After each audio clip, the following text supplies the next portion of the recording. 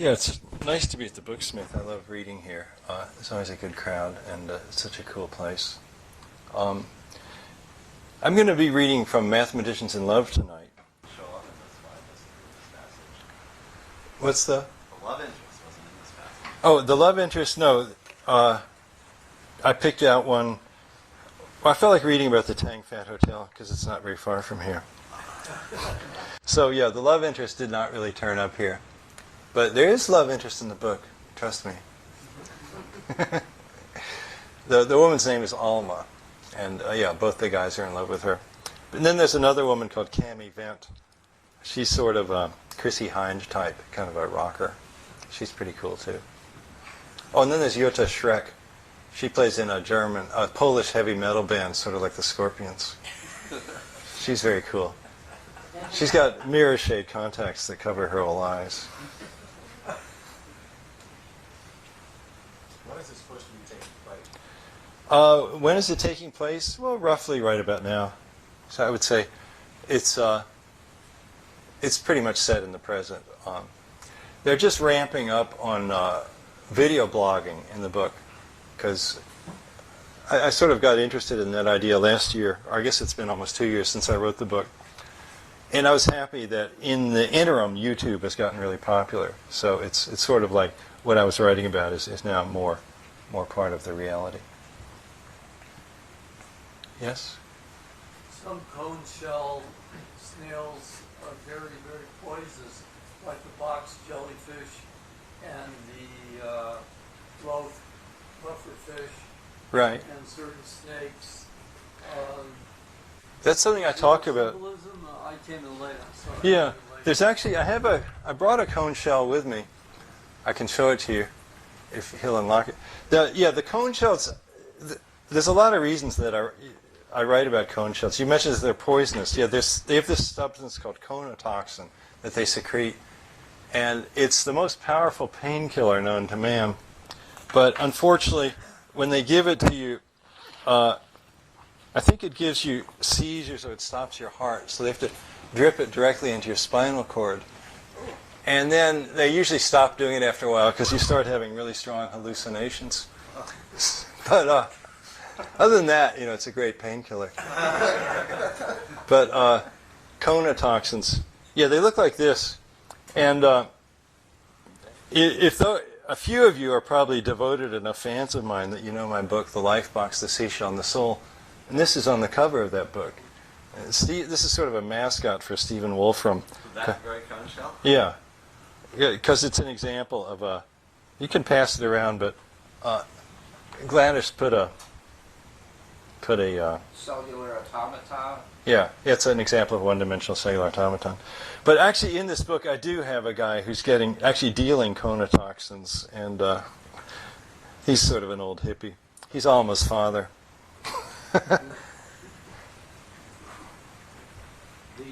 The color change in the computing brain, is that based on Zhabotinsky or Zhabotinsky reaction? Oh, Zhabotinsky scrolls.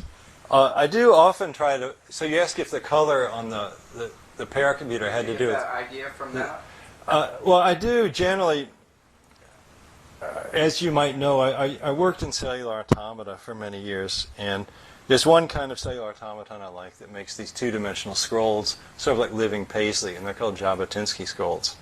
So when I want to mention a sort of non-traditional type of computation, I very often think of some kind of screen that has those things on it. And in this particular scene, it wasn't so much scrolls that they were seeing; it's more just like a series of radiating circles. It's like you couldn't decide whether to be blue or red.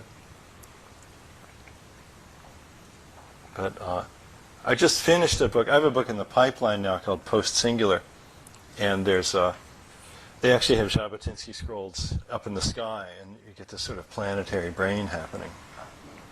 So yeah, I always like to fall back on them. And there's a story in my collection, Mad Professor, where they use Zhabotinsky scrolls for car paint. People find a way to paint your car with two different chemicals that do a reaction diffusion reaction, and they actually form Zhabotinsky scrolls on the car. So you get this very beautiful patterns. very big in San Jose, my hometown.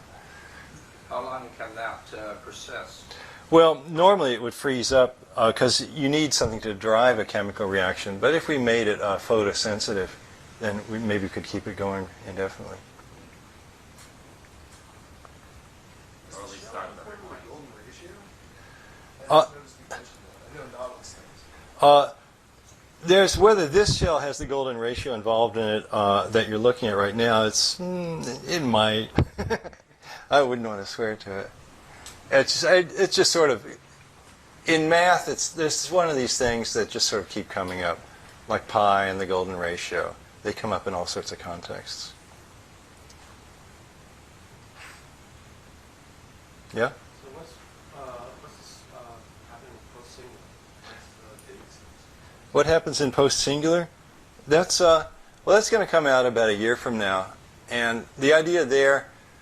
I was inspired to write that because of Charles Strauss's book Accelerando, and in there he has some people who they have this idea. They say, well, let's grind up Earth and make it into a bunch of nanomachines, and then let's fan those out in Earth's orbit and make this sort of big sphere around the sun, kind of a Dyson sphere, and it can soak up the solar energy, and it'll be running, a hupagubo wazillion, bytes, and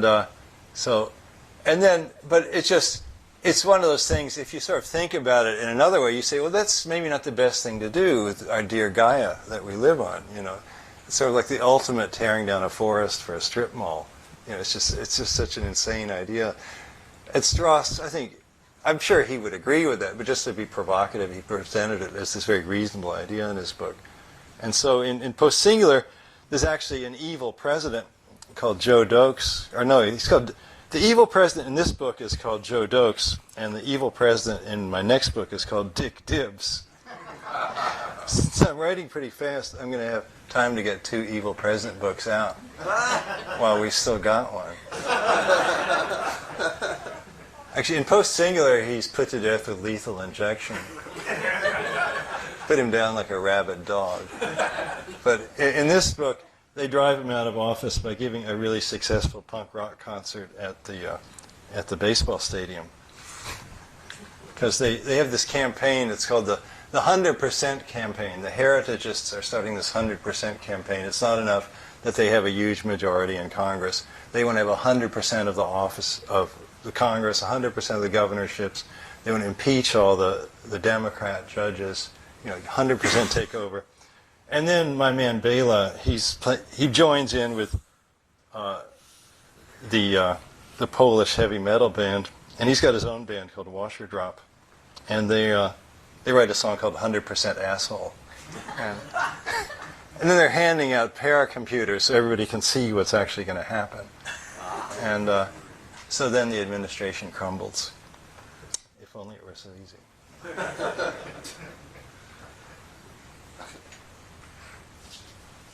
Yes?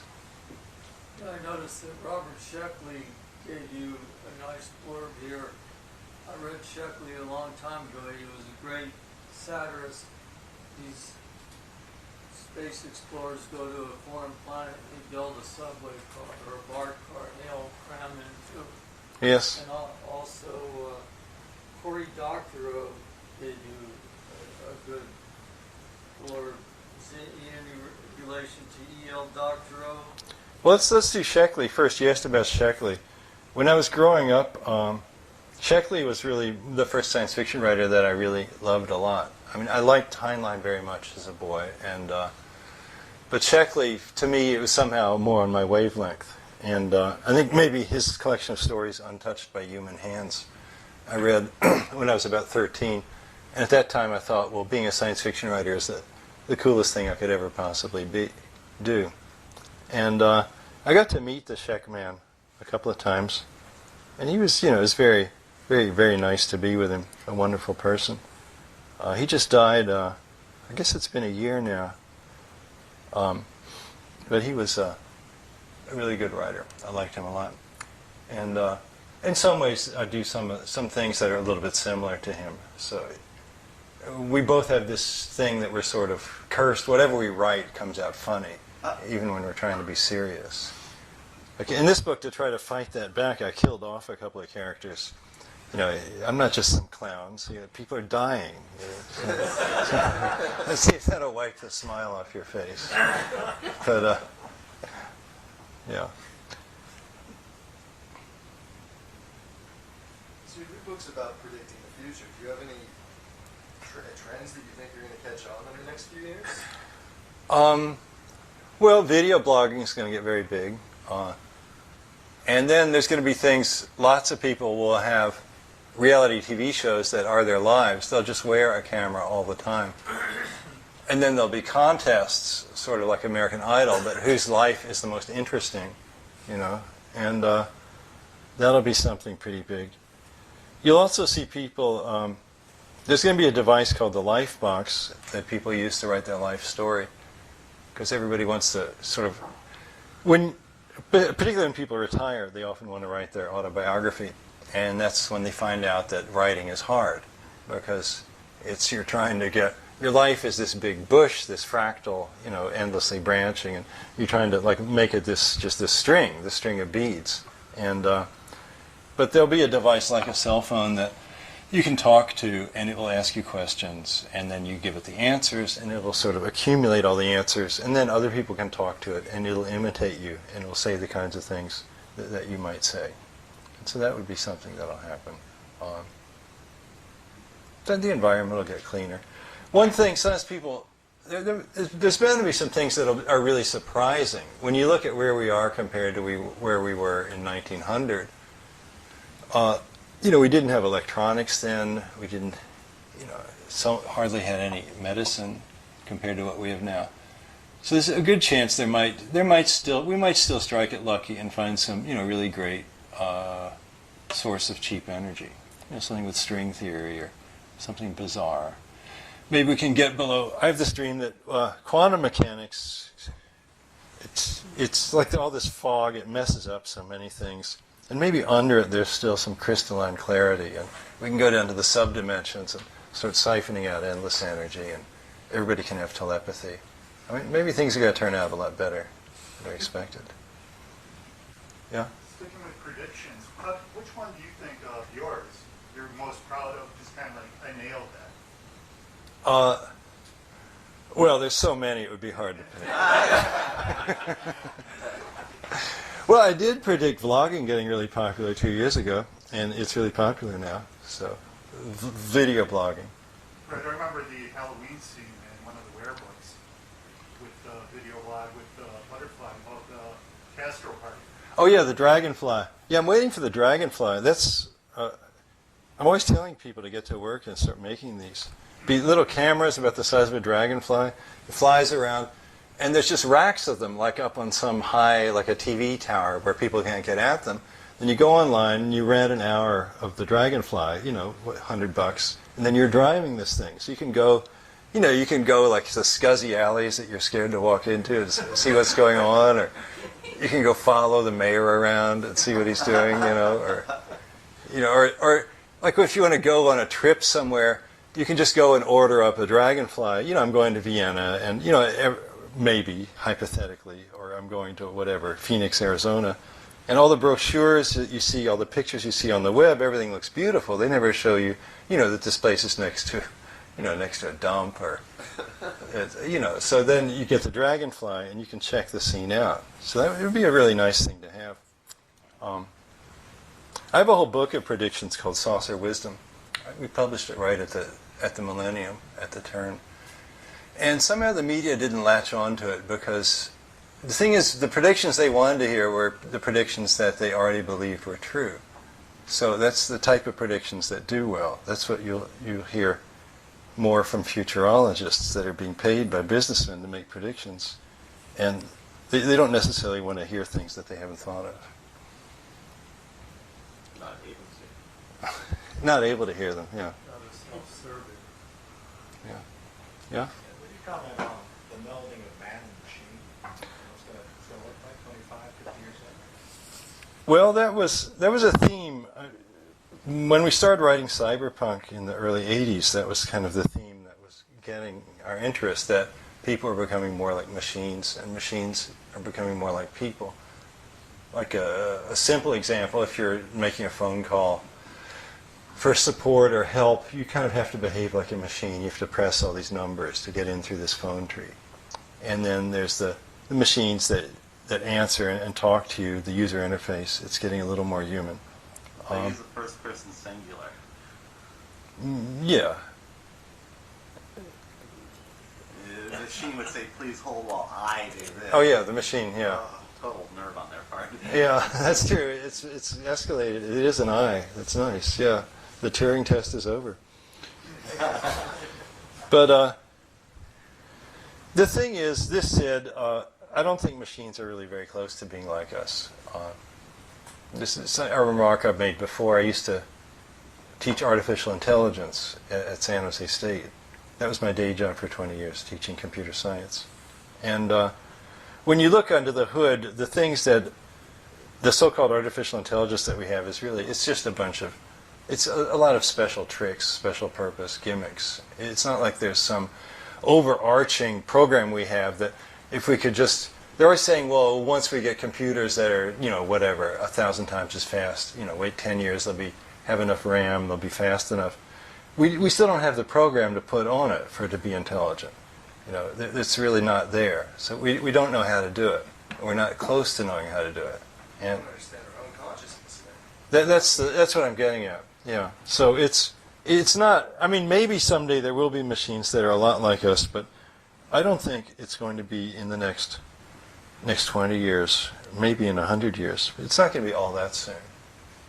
There's some people have been popularizing the idea that's going to happen really soon, but I don't think it will.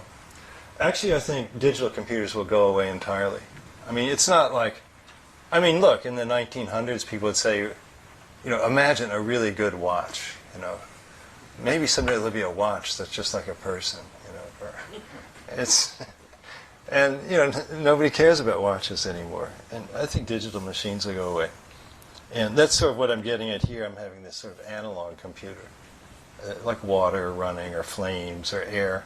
It's doing so much more computation than, that's why the weather's so hard to predict, because what nature does is so much more intricate than is what inside some hideous beige box that sits under your desk and makes noise and breaks and needs upgrades all the time. You mentioned cyberpunk. William Gibson, who did a little lecture in the Page Street Library, said that he didn't believe in time travel. What are your thoughts on time travel? Okay, you said Gibson was here and he talked in the Haight Street Library and he said he didn't believe in time travel. Yours Gibson is right in there. He just time traveled here. No, well, whether time travel, sometimes it's a useful gimmick. Science fiction, it's also a bunch of cheap tricks. It's like, there's things I call power chords. I mean, there's things that are fun to write about. They're fun to think about. UFOs, giant ants, and time travel, bridges to another dimension, robots. And time travel is one of those things. And probably, in reality, we're not that likely to have time travel. But there are ways, if you know a little bit of learning is a dangerous thing. There's always ways, if you know a little physics, you can draw diagrams and say, oh, we could get time travel this way. So one problem with time travel is paradoxes. If I go back and, if I kill myself before I build the time machine, sneak up by myself, then could I do it? And then, but there's always, maybe you decide not to do that. Okay, maybe you do go back to the past, but then you say, I don't think I'll kill myself. But you should do it to make a paradox. Well, I don't want to. I once got to meet Kurt Gödel, and I said, well, what if you went back in time and then did the opposite of what you knew you were going to do? And he said, well, you wouldn't do the opposite of what you knew you were going to do. So maybe time travel could happen. Anyway, the reason I'm defending it is because I'm just writing a proposal for a book that has some time travel in it. There's a creature from beyond infinity that comes and drops into our space and It needs a little bit of time travel. Nathaniel? Does cyber familiarity breed cyber contempt? Well, it's certainly true for computers. Familiarity builds contempt. It's like the more you know about them, the less you like them. It's the better nature looks. Nature looks real good around Silicon Valley. You said that you didn't think John Searle's Chinese room conundrum made any sense, or if it was a valid argument. Lauren, you're always asking me these hard questions about robotics. So you're asking me, you say, John Searle, he's a philosopher at Berkeley. He's a man who can light up a room with the warmth of how much he loves himself. He's a nice guy, though. But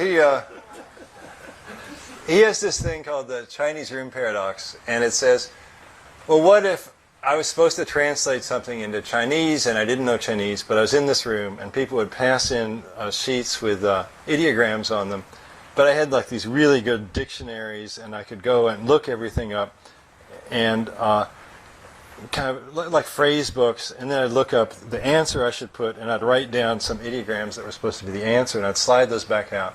And I would do this mechanically without ever knowing what it actually said. And he said that's what it would be like for a machine to be having a conversation with you. It would just be using tricks to, and never really understand. And, well, I mean, that's what he says, but I mean, maybe sometime the machine could understand. It could, as well as doing that, it could be building up a mental model of the world. You know, it could, I mean, there's no reason it couldn't build up a three-dimensional virtual reality, you know, have symbols and images. So it's sort of, it's an interesting argument because people have written so many papers attacking it and then defending it. So it's nice to think about it. Again, I sometimes have the feeling that we're just so completely on the wrong track with artificial intelligence that a lot of the debates we've had are almost beside the point. It's almost like maybe in the Middle Ages people would debate about how we were going to fly, and like they're always talking about what kind of feathers to use, you know. And you know, then it turns out that didn't have anything to do with it. You know, so I have this sense that's sort of where we are with artificial intelligence right now.